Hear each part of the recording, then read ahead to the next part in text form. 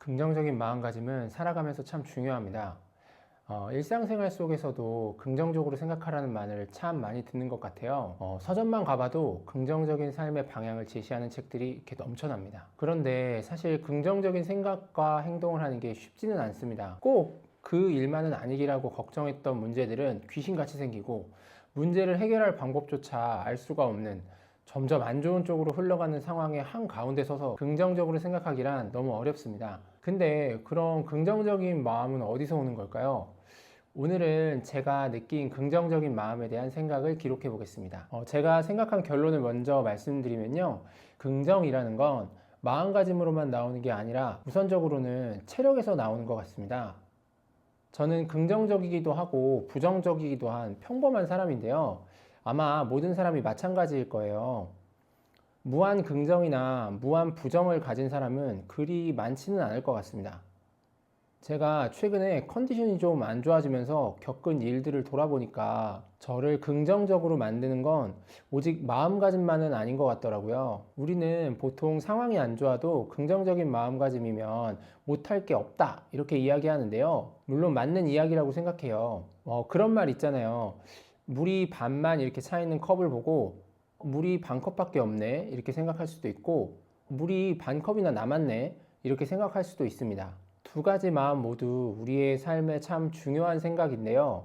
개인적으로는 후자의 긍정적인 마음가짐으로 세상을 살아가는 편이 조금 더 인생을 즐겁고 희망찬 방향으로 이끌어준다고 생각하는 편입니다. 그런데 그럼 앞의 예시처럼 물이 반만 차 있는 컵을 보고 어떻게 물이 반 컵이나 남았다고 긍정적으로 생각할 수 있을까요? 그냥 마음가짐을 그렇게 먹으면 바로 가능할까요? 100번, 1000번 나는 긍정적인 사람이다. 긍정적인 사람이다. 이렇게 외치면 그렇게 되는 걸까요? 긍정적인 마음을 만드는 방법은 아마 여러 가지 있을 거예요. 그런데 저는 최근에 그런 마음가짐은 체력이 있어야 한다는 아주 뻔하고 진부한 사실을 몸으로 느끼게 되었습니다.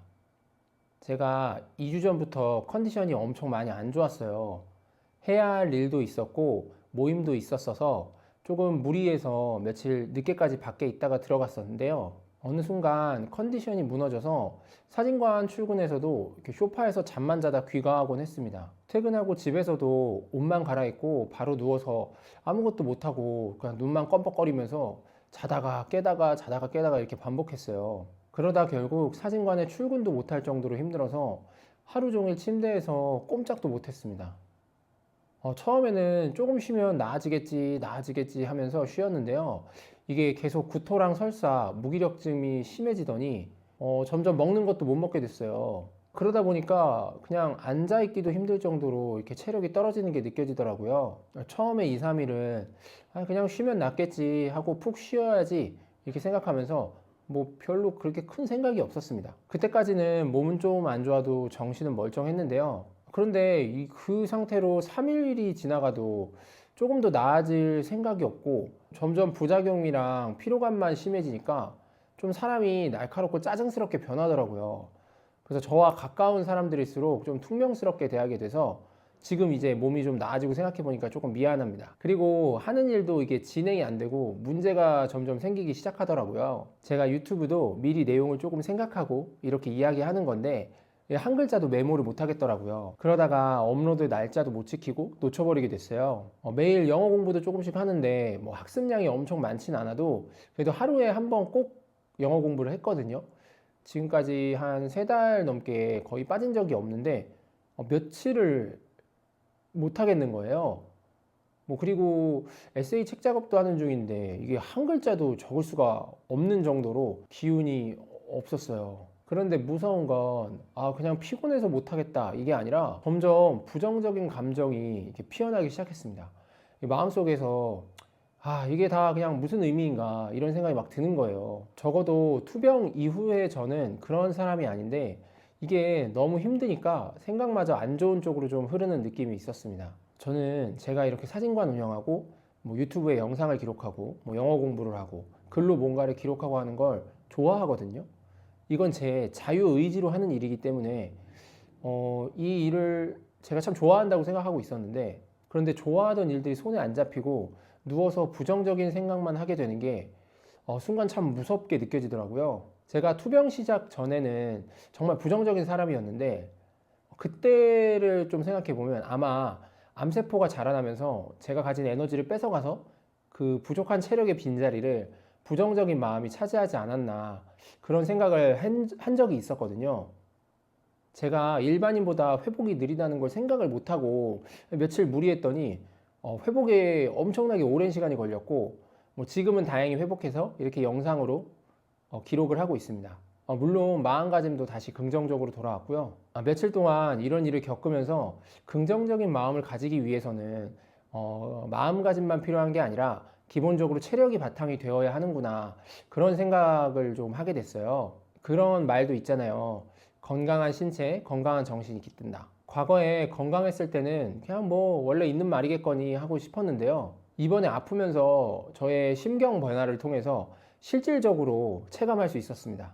아마 사회생활을 하면서 저처럼 며칠 동안 침대에서 쉰다거나 이런 시간적인 여유를 내실 수 있는 분은 많이 없으실 것 같아요. 그래서 만약에 제가 지금 투병 중이 아니라 그 전으로 돌아간다면 무슨 일을 하기 전에 먼저 제 몸을 돌보는 걸 최우선으로 할 것 같습니다. 몸을 돌본다는 게 좀 뭐 크게 거창하게 다른 건 아니고 되도록 건강한 음식을 먹고 충분히 휴식을 취하고 너무 늦지 않게 잠자리에 들고 또 너무 늦지 않게 일어나서 간단히 몸을 움직이고 평소에 운동을 해서 체력을 조금씩 키우는 것이 선행되어야 긍정적인 마음가짐을 위한 어떤 뼈대를 만들 수 있지 않을까 그렇게 생각하게 됐어요. 물론 업무가 과중하니까 이런 거 뭐 쉽게 지킬 수 없다는 거 저도 잘 알고 있거든요. 그래도 뭐 일하다가 중간에 일어나서 스트레칭을 한다거나 식사 후 잠깐이라도 걷다가 복귀하신다거나 하는 작은 노력들도 분명 도움이 될 거라고 생각합니다.